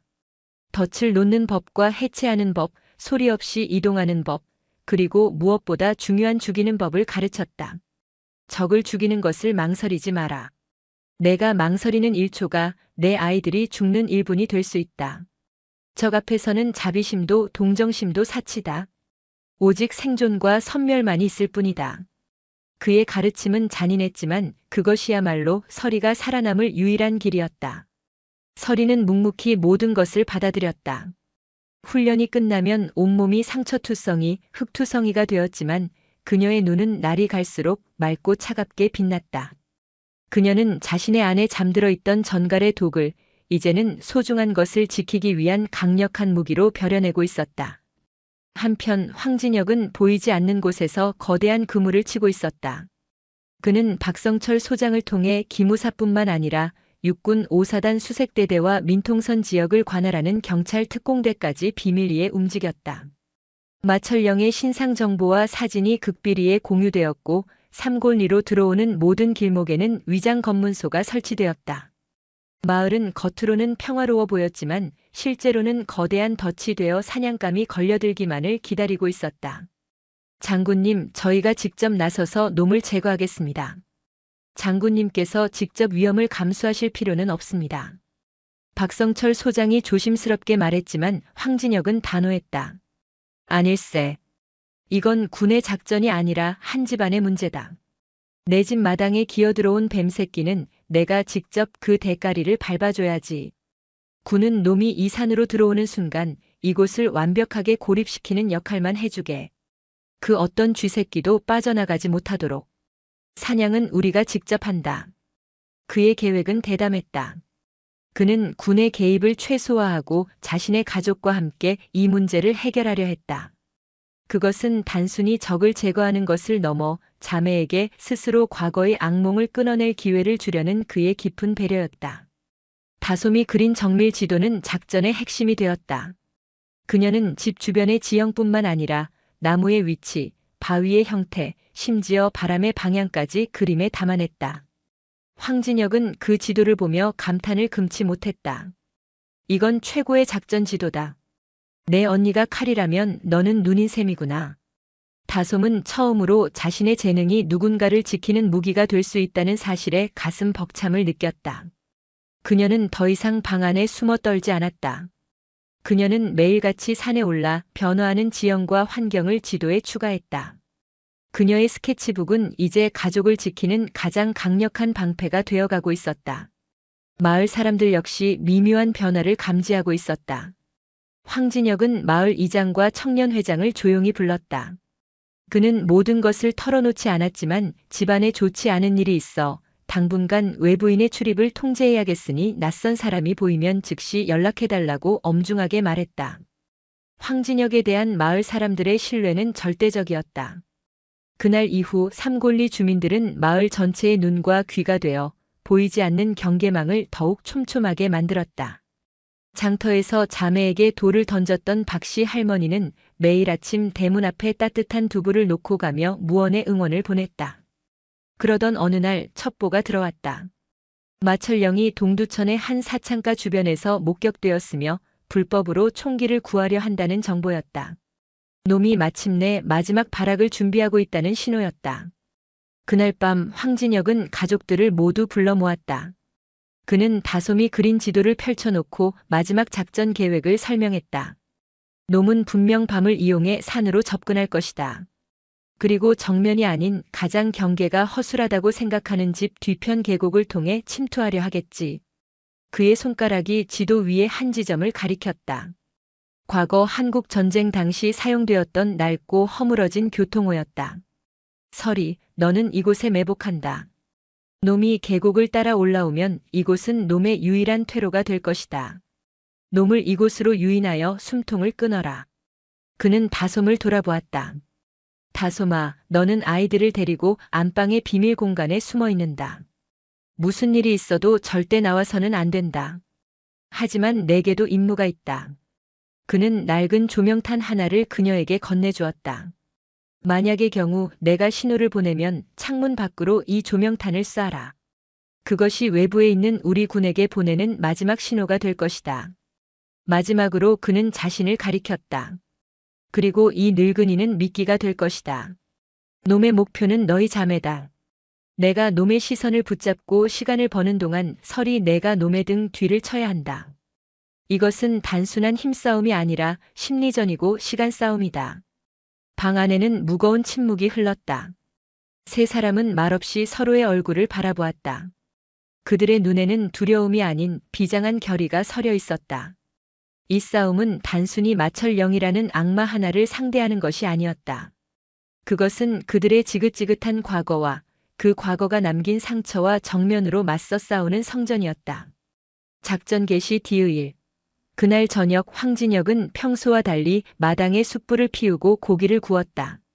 마치 마지막 만찬처럼. 그는 아이들을 품에 안고 한참 동안 밤하늘을 바라보았다. 내가 죽더라도 너희는 살아남아야 한다. 그리고 너희 아이들에게는 절대로 우리 같은 세상을 물려주지 마라. 그의 목소리는 유언처럼 들렸다. 설이는 고개를 저었다. 아닙니다, 아버지. 우리는 모두 함께 살아남을 겁니다. 그리고 내일 저희 손으로 아버지께 새로운 세상을 선물해 드릴 겁니다. 더 이상 전쟁도 증오도 없는 그저 평화로운 할아버지로 사실 수 있는 세상을요. 두 사람의 시선이 허공에서 굳게 맞부딪혔다. 늙은 불곰과 그가 키워낸 암표범. 사냥 준비는 끝났다. 이제 남은 것은 어둠 속에서 숨죽이고 다가올 사냥감의 피냄새를 기다리는 것뿐이었다. 밤이 이불처럼 삼곤리 계곡을 덮었다. 모든 소리가 잠든 깊은 밤, 오직 숲을 스치는 바람소리와 멀리서 들려오는 부엉이의 울음소리만이 정적을 깨고 있었다. 다솜이 그린 지도에 심판의 골짜기라고 이름 붙여진 집 뒤편 계곡은 칠흑 같은 어둠에 잠겨 그 깊이를 가늠할 수 없었다. 예정대로 서리는 어둠 속에 몸을 숨겼다. 그녀는 전투복 대신 몸에 꼭 맞는 검은 작업복을 입었고 얼굴은 위장 크림으로 덮었다. 그녀의 손에는 날카롭게 벼린 사냥용 칼 한 자루와 황진혁이 건네준 낡은 무전기 하나가 들려 있었다. 그녀는 한국 전쟁 당시의 낡은 교통호 안에 몸을 웅크렸다. 차가운 흙냄새와 희미한 화약 냄새가 코끝을 스쳤다. 수십 년 전 이름 모를 병사들이 이 땅을 지키기 위해 피 흘렸을 그곳에서 이제 그녀는 자신의 가족을 지키기 위한 싸움을 준비하고 있었다. 황진혁은 본체의 대청마루에 홀로 앉아 있었다. 그는 모든 불을 끈 채 창밖의 어둠을 응시했다. 그의 옆에는 기름 먹인 엽총 한 자루가 놓여 있었다. 그는 미끼였다. 맹수가 가장 좋아하는 늙고 외로워 보이는 미끼. 그의 귀에는 초소형 무전기가 꽂혀 있었고 그는 서리의 숨소리 하나까지도 놓치지 않고 듣고 있었다. 다솜은 아이들을 데리고 안방의 비밀 벽장 속에 몸을 숨겼다. 벽장은 황진혁이 오래전 전쟁 같은 비상사태를 대비해 만들어둔 작은 방공호였다. 그녀는 잠든 아이들의 귀를 막고 공포에 질려 떨리는 손으로 조명탄을 꽉 쥐었다. 그녀는 언니와 아버지를 믿었지만 만약의 사태에 대비한 마지막 방아쇠는 자신의 손에 쥐어져 있었다. 마철령은 뱀처럼 계곡을 기어 올라왔다. 그는 며칠간 굶주린 짐승처럼 삼골리 주변을 맴돌며 기회를 엿봤다. 그리고 마침내 오늘 밤 모든 준비를 마치고 사냥에 나선 것이었다. 그의 옆구리에는 불법으로 구한 낡은 러시아제 권총이 꽂혀 있었다. 그는 반드시 그 계집들을 자신의 발 아래 꿀리고 그들이 이룬 모든 것을 파괴한 뒤 저 거슬리는 늙은이의 숨통까지 끊어버리리라 다짐했다. 그는 황진혁의 예측대로 정면을 피하고 집 뒤편의 가파른 계곡을 택했다. 그의 목표는 집의 가장 취약해 보이는 뒷창문이었다. 그곳을 통해 침투해 아이들을 인질로 잡으면 모든 것은 끝이라고 생각했다. 계곡 중턱 발밑에서 나뭇가지가 바삭하고 부러지는 소리가 났다. 본능적으로 위험을 감지한 그는 몸을 낮추고 주위를 살폈다. 너무 조용했다. 짐승의 울음소리 하나 들리지 않았다. 마치 숲 전체가 숨을 죽이고 있는 것 같았다. 그때 그의 머리 위 나뭇가지에서 무언가 툭 떨어졌다. 작은 돌멩이였다. 그가 반사적으로 위를 쳐다보는 순간 옆쪽의 어둠 속에서 검은 그림자가 폭풍처럼 튀어나와 그의 옆구리를 걷어찼다. 윽 하는 신음과 함께 마철령이 비탈 아래로 굴러떨어졌다. 설이었다. 그녀는 공격과 동시에 다시 어둠 속으로 몸을 숨겼다. 이 독사 같은 년, 거기 있는 거 다 안다. 썩 나오지 못해. 마철령은 분노에 찬 목소리로 외치며 권총을 꺼내들었다. 하지만 돌아오는 것은 자신의 목소리가 섬뜩하게 울리는 메아리뿐이었다. 이곳은 그녀의 구역이었다. 지난 몇 달간 그녀는 이 계곡의 모든 나무와 바위, 땅의 굴곡을 손바닥처럼 익혀두었다. 이제 그는 함정에 빠진 쥐였고 그녀는 어둠 속의 고양이였다. 그 순간 무전기에서 황진혁의 나지막한 목소리가 흘러나왔다. 놈의 오른쪽 5걸음이 바위 틈이다. 서리는 소리 없이 움직였다. 그녀는 짐승처럼 네 발로 기어 소리를 죽인 채 마철령의 등 뒤로 접근했다. 두 사람의 처절한 사투는 그렇게 시작되었다. 마철령은 훈련받은 보위부 요원답게 힘과 기술에서 앞섰지만 서리는 계곡 전체를 무기로 사용했다. 그녀는 넝쿨을 이용해 그의 발을 묶고 돌멩이를 던져 시선을 교란했으며 절벽의 어둠을 이용해 기습했다. 얼마나 시간이 흘렀을까? 두 사람 모두 온몸이 상처투성이가 되었다. 마철령은 점차 지쳐갔다. 그는 육체적인 피로보다 끝없이 자신을 몰아붙이는 보이지 않는 공포에 정신이 갉아먹히고 있었다. 그는 마침내 이성을 잃고 집의 불빛이 보이는 방향을 향해 미친 듯이 달려갔다. 이 지긋지긋한 숨바꼭질을 끝내고 정면으로 부딪혀 끝장을 보겠다는 생각이었다. 하지만 그것이야말로 황진혁이 파놓은 마지막 함정이었다. 집 뒤뜰에 거의 다다른 마철령의 앞을 거대한 그림자가 가로막았다. 황진혁이었다.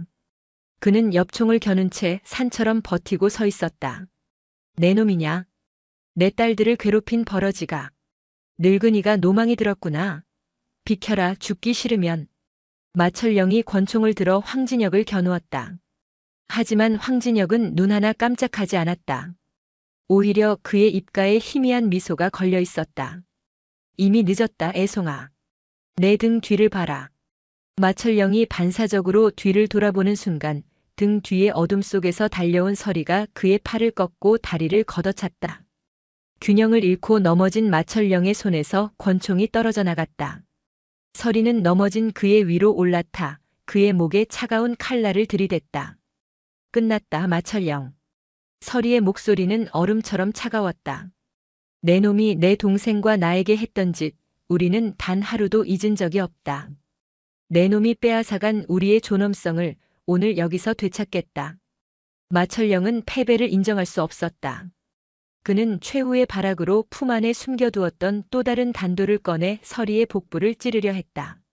하지만 그 순간 집안에서 섬광이 터지며 붉은 조명탄이 밤하늘로 치솟았다. 벽장 속에서 모든 소리를 듣고 있던 다솜이 아버지가 말한 만약의 경우가 지금임을 직감하고 조명탄을 쏜 것이었다. 순간적으로 터진 불빛에 마철령의 눈이 먼 순간 황진혁이 달려들어 총 개머리판으로 그의 손목을 내리쳤다. 비명과 함께 단도가 바닥에 떨어졌고 서리는 그 틈을 놓치지 않고 칼등으로 그의 관자놀이를 강타해 정신을 잃게 만들었다. 모든 것이 끝났다. 서리는 거친 숨을 몰아쉬며 쓰러진 마철령을 내려다보았다. 그는 더 이상 공포의 대상이 아니었다. 그저 추하고 나약한 한 명의 인간일 뿐이었다. 황진혁은 딸의 어깨를 묵직하게 감싸 안았다. 그 순간 조명탄 신호를 받은 수십 명의 무장 군인들이 함성을 지르며 계곡 아래에서부터 포위망을 좁혀오기 시작했다. 잘했다. 아주 잘했다, 내 딸아. 황진혁의 한마디에 강철 같던 서리의 눈에서 마침내 뜨거운 눈물이 흘러내렸다. 그것은 공포나 슬픔의 눈물이 아니었다. 모든 것을 이겨내고 소중한 것을 스스로 지켜낸 자만이 흘릴 수 있는 뜨겁고도 자랑스러운 눈물이었다. 마철령은 군인들의 손에 끌려 어둠 속으로 사라졌다. 그의 시대는 끝났다. 삼곤리 계곡은 다시 고요를 되찾았다. 그리고 그 고요함 속에서 황진혁과 서리는 서로를 의지한 채 벽장에서 아이들을 끌어안고 나오는 다솜을 맞이했다. 심판은 끝났고 이제는 상처를 보듬고 새로운 아침을 맞이할 시간만이 그들을 기다리고 있었다. 마철령이라는 악몽이 군합발에 이끌려 어둠 속으로 사라진 계곡에는 거짓말처럼 고요한 새벽이 찾아왔다. 밤새 숲을 핥히던 긴장감은 씻은 듯 사라지고 동쪽 하늘부터 옅은 주홍빛 여명이 번져오고 있었다. 군인들이 철수하며 남긴 타이어 자국과 여기저기 패인 땅만이 간밤의 사투를 희미하게 증명할 뿐이었다. 세 사람은 탈진한 채 대청마루에 주저앉아 있었다. 서리의 몸에는 미처 피하지 못한 칼날에 베인 상처들이 붉은 줄을 그었고 다솜의 눈은 밤새 흘린 눈물과 공포로 퉁퉁 부어 있었다. 황진혁은 뜬 눈으로 밤을 지새운 탓에 깊은 피로가 강철 같던 그의 어깨를 짓누르고 있었다. 누구도 어젯밤의 일에 대해 먼저 입을 열지 않았다. 그저 묵묵히 서로의 상처에 소독약을 발라주고 붕대를 감아주며 살아있다는 사실을, 함께 있다는 사실을 조용히 확인할 뿐이었다.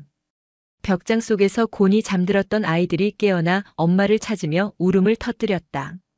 그 울음소리는 세상 그 어떤 신호보다 명확하게 그들을 현실로 되돌려 놓았다. 자매는 아이들을 끌어안고 그 작은 온기와 부드러운 살 냄새를 맡으며 자신들이 무엇을 위해 싸웠는지를 다시금 되새겼다. 이 작은 생명들의 평화로운 아침을 지키기 위해서라면 100번이라도 다시 지옥과 맞설 수 있었다. 그날 이후 삼골리의 시간은 다시 느리게, 하지만 이전보다 훨씬 단단하고 투명하게 흐르기 시작했다. 과거의 망령은 이제 심판대 위에 세워졌다. 국가보안법 위반, 살인 미수 등의 혐의로 기소된 마철령은 법의 테두리 안에서 자신이 저지른 모든 죄의 대가를 치르게 될 것이었다. 자매를 짓누르던 보이지 않는 족쇄는 마침내 끊어졌다. 가장 큰 변화를 보인 것은 다솜이었다. 그녀는 더 이상 악몽을 꾸지 않았다. 그녀의 스케치북은 무서운 속도로 채워져 나갔다. 하지만 그녀의 붓끝에서 그려지는 것은 더 이상 고요한 풍경이나 가족의 모습만이 아니었다. 그녀는 처음으로 자신의 과거와 정면으로 마주하기 시작했다. 칠흑 같은 어둠 속에서 피 묻은 손으로 철조망을 넘던 두 자매의 실루엣, 성난 파도가 몰아치는 작은 어선 위에서 서로를 부둥켜 안고 있던 모습, 그리고 마침내 환한 서치라이트를 받으며 살려달라고 절규하던 순간까지. 그녀의 그림은 고통을 고발하는 데 그치지 않았다. 모든 그림에는 어둠을 뚫고 쏟아져 들어오는 한 줄기 빛이 있었다. 그 빛은 때로는 희미한 달빛으로, 때로는 거친 파도 위로 떠오르는 여명으로, 때로는 구조선의 서치라이트로 표현되었다. 그녀의 그림은 절망의 기록이 아니라 절망 속에서도 결코 꺼지지 않았던 희망에 대한 찬가였다. 그녀는 자신의 가장 깊은 상처를 예술로 승화시키는 고통스럽고도 위대한 과정을 거치고 있었다. 서리는 땅에 더 깊이 뿌리내렸다. 마철령과의 사투는 그녀 안에 마지막 남은 도끼마저 모두 쏟아내게 했다. 이제 그녀의 손은 누군가를 해하기 위한 무기가 아니라 새로운 생명을 키워내는 도구가 되었다. 그녀가 정성으로 키운 약초와 채소들은 불곰 할아버지네 유기농이라는 이름으로 입소문을 타기 시작했고 군부대와 연계된 직거래 장터를 통해 날개 돋친 듯 팔려나갔다. 그녀는 땅의 정직한 땀방울 속에서 완벽한 평온을 찾은 대지의 여인이 되어 있었다. 그로부터 1년의 시간이 흘렀다. 강아리와 윤새벽은 이제 제법 뚜렷한 발음으로 엄마, 아버지를 외치며 온 집안을 뛰어다녔다. 황진혁은 현역 시절의 날카로움을 모두 거두고 손주들의 어설픈 재롱에 허허실실 무너져 내리는 평범한 할아버지가 되었다. 그는 더 이상 북녘 땅을 증오의 눈으로 바라보지 않았다. 대신 아이들의 손을 잡고 철책선 너머를 가리키며 말했다. 저 너머에도 너희들처럼 예쁜 아이들이 살고 있단다. 어른들의 잘못 때문에 서로 미워하며 살고 있지만 너희들이 어른이 되면 반드시 저 아이들과 손잡고 함께 뛰어노는 세상을 만들어야 한다. 그의 가슴 속에서 평생을 짓누르던 증오의 얼음이 손주들의 따뜻한 온기에 마침내 녹아내리고 있었다. 그리고 마침내 다솜에게 기적 같은 소식이 찾아왔다. 대한민국 문화예술의 중심지라 불리는 서울 인사동의 한 대형 갤러리에서 그녀의 그림을 눈여겨보고 정식으로 개인 초대전을 열고 싶다는 연락을 해온 것이었다. 군청의 작은 전시회에 우연히 들렀던 한 유명 큐레이터가 그녀의 그림이 가진 압도적인 힘에 매료되었던 것이다. 민통선 화가 윤다솜 초대전 의 지옥에서 핀 꽃이라는 이름의 전시회였다. 전시회 전날 5명의 가족은 처음으로 함께 서울 나들이에 나섰다. 황진혁이 모는 낡은 트럭은 고속도로를 달리는 내내 덜컹거렸지만 그 안에는 세상 그 어떤 고급 세단에서도 느낄 수 없는 행복과 설렘이 가득했다. 아이들은 창밖으로 휙휙 지나가는 높은 건물들의 연신 감탄사를 터뜨렸고 자매는 그런 아이들을 보며 미소 지었다. 황진혁은 백미러에 비친 4사람의 얼굴을 물끄러미 바라보며 아주 오랜만에 가슴 벅찬 웃음을 터뜨렸다. 전시회는 대성공이었다. 개막식에는 수많은 언론과 평론가, 관객들이 몰려들었다. 사람들은 탈북민 여성 화가라는 이력에 대한 호기심으로 전시장을 찾았다가 이내 그녀의 그림이 가진 압도적인 힘과 진정성 앞에 숙연해졌다. 그림들은 그 어떤 설명 없이도 한 인간이 겪어낸 고통의 깊이와 그것을 이겨낸 생명의 위대함을 웅변하고 있었다. 전시의 마지막 가장 큰 벽면을 차지하고 있는 작품 앞에서 모든 사람들의 발걸음이 멈췄다. 그 그림은 이전에 어둡고 처절했던 작품들과는 전혀 다른 분위기를 자아내고 있었다. 눈부시게 햇살이 쏟아지는 삼곡리의 흙집 마당, 군복 대신 편안한 스웨터를 입은 백발의 노인이 두 아이를 무릎에 앉히고 환하게 웃고 있고 그 곁에서 흙 묻은 작업복을 입은 강인한 여인과 붓을 든 온화한 여인이 아이들을 사랑스러운 눈으로 바라보고 있는 모습이었다. 배경으로는 짙푸른 여름산 위로 영롱한 7빛깔 무지개가 떠 있었다.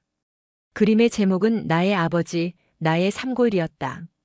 그림 앞에 서 있던 다솜의 곁으로 황진혁과 설이, 그리고 아이들이 다가왔다. 단상에 오른 다솜은 마이크 앞에 서서 떨리는 목소리로 입을 열었다. 저는 세상에서 가장 어둡고 추운 곳에서 왔습니다. 제 그림들은 그곳에서의 기억입니다. 하지만 저는 더 이상 그 기억에 갇혀 살지 않습니다. 그녀의 시선이 가족을 향했다. 저에게는 세상에서 가장 따뜻한 빛과 가장 단단한 땅을 선물해준 새로운 가족이 생겼기 때문입니다. 피는 섞이지 않았지만 눈물과 땀과 사랑으로 이어진 저의 아버지, 저의 언니, 그리고 제 목숨보다 소중한 아이들입니다. 그녀는 눈물을 애써 참으며 전시장을 가득 메운 사람들을 향해 말했다. 이 그림은 저의 희망입니다. 그리고 저처럼 어딘가에서 여전히 어둠 속에 있을 누군가에게 아무리 혹독한 겨울이라도 결국엔 봄이 오고 폭풍우가 지나간 자리에는 반드시 무지개가 뜬다는 약속을 전하고 싶었습니다. 제 이야기를 들어주셔서 진심으로 감사합니다. 연설이 끝나자 우레와 같은 박수 소리가 터져 나왔다. 사람들은 한 무명 화가의 성공을 축하하는 것이 아니었다. 한 인간이 거둔 위대한 승리에, 그리고 그들이 지켜낸 가족이라는 이름의 기적에 아낌없는 찬사와 경의를 보내고 있었다. 그들 사이에는 군복 대신 단정한 양복을 입은 박성철 장군도, 미안함과 존경이 뒤섞인 표정의 한지원 사무관도 조용히 서서 박수를 치고 있었다. 그로부터 다시 몇 해가 흘렀다. 삼곤리의 집은 조금 더 넓어지고 환해졌다. 다솜의 그림 판매 수익금으로 낡은 본체를 허물고 아이들이 마음껏 뛰어놀 수 있는 작은 도서관과 햇살이 잘 드는 유리온실을 새로 지었다. 설이의 유기농 사업은 연천군을 대표하는 성공적인 귀농 사례가 되어 이제는 그녀처럼 상처 입은 탈북 여성들의 자립을 돕는 사회적 기업으로 성장했다. 어느 화창한 가을날 오후 5식구는 평상에 둘러앉아 이른 저녁을 먹고 있었다. 강아리와 윤새벽은 이제 초등학교에 들어갈 나이가 되어 제법 또랑또랑한 목소리로 학교에서 있었던 일을 제잘거리기 바빴다. 할아버지, 오늘 받아쓰기 100점 맞았어요. 허허, 우리 강아지들 누굴 닮아 이리 똑똑한고. 상으로 오늘 밤엔 할아버지가 별자리 이야기해주마. 황진혁은 아이들의 머리를 쓰다듬으며 행복의 겨운 웃음을 터뜨렸다. 그의 얼굴에 드리워져 있던 불곰의 흔적은 온데간데 없었다. 오직 인자하고 너그러운 할아버지의 미소만이 가득했다. 설이는 그런 세 사람의 모습을 흐뭇하게 바라보며 밥을 먹다 말고 딴짓하는 아들의 입가를 닦아주었다. 그녀의 손길에는 거친 흙이를 통해 단련된 강인함과 자식을 향한 무한한 부드러움이 공존했다. 다솜은 조금 떨어진 곳에 이젤 앞에 앉아 이 평화로운 풍경을 화폭에 담고 있었다. 그녀의 붓끝은 더 이상 과거의 어둠을 헤매지 않았다. 그녀는 지금 눈앞에 펼쳐진 눈부신 현재를, 그리고 앞으로 다가올 더 찬란한 미래를 그리고 있었다. 아버지. 설이가 나지막이 황진혁을 불렀다. 왜 그러냐, 큰딸. 그냥 불러보고 싶었습니다. 고맙습니다. 저희에게 아버지가 되어주셔서, 그리고 이 땅에 뿌리 내리고 살게 해주셔서요. 됐다, 이 사람아. 밥이나 먹어. 내가 너희한테 더 고맙다. 죽은 송장 같던 이 늙은이를 다시 사람으로 만들어줬으니. 황진혁은 쑥스러운 듯 헛기침을 하며 하늘을 올려다보았다. 서쪽 하늘이 붉게 물들고 있었다. 저녁 노을이 산등성이를 넘어 5식구가 모여 앉은 작은 마당 위로 따스하게 쏟아져 내렸다. 그 모습은 마치 한 폭의 완성된 그림 같았다. 지옥의 메아리는 이제 들리지 않았다. 그 끔찍했던 소음이 떠나간 자리에 아이들의 웃음소리와 가족들의 정겨운 대화 소리가 가득했다. 고통과 절망으로 시작되었던 이야기는 그렇게 세상에서 가장 따뜻하고 아름다운 해피엔딩을 향해 조용히 흘러가고 있었다. 불곰의 땅 삼골리의 작은 흙집 위로 그날 이후 단 한 번도 사라지지 않은 영원한 무지개가 눈부시게 떠 있었다. 오늘도 요지경 사연을 잘 들어주셔서 감사합니다.